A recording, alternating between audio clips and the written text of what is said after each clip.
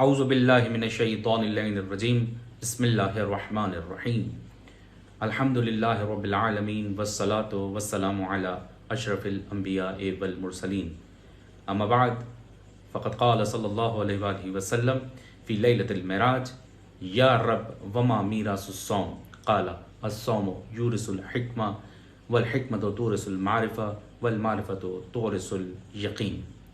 अज़ान गिरामी क़द्र, प्रोग्राम पैगम्बर सल्लल्लाहु अलैहि वसल्लम की बातें लेकर आपकी खिदमत में हाज़िर हुए हैं। जैसा कि आपके इल्म है, हम कि रोज़ाना एक हदीस या आप सल्लल्लाहु अलैहि वसल्लम की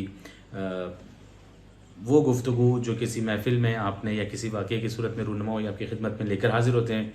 आज जिस हदीस को लेकर आपकी खिदमत में हाज़िर हुए हैं कि पैगम्बर अकरम सल्लल्लाहु अलैहि वसल्लम फरमाते हैं कि शब महराज मैंने परवरदिगार आलम से पूछा कि परवरदिगार रोज़े का फ़ायदा क्या है।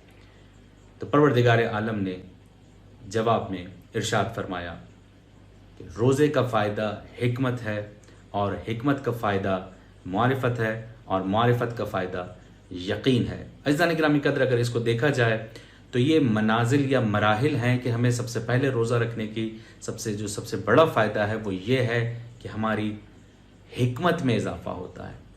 इंसान हकीम बन जाता है, दाना हो जाता है। जब उसकी दानाई में इजाफ़ा होता है तो उसकी मारिफत बढ़ती है।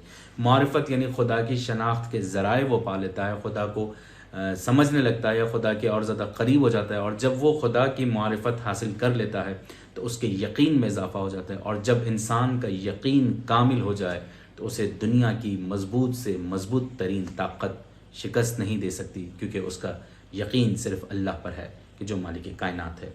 परवरदिगार आलम से दुआ कहूँ कि मालिक हमारे रोज़े को बिल्कुल वैसा बना कि जैसा तू चाहता है। वस्सलामु अलैकुम वरहमतुल्लाहि वबरकातुहू।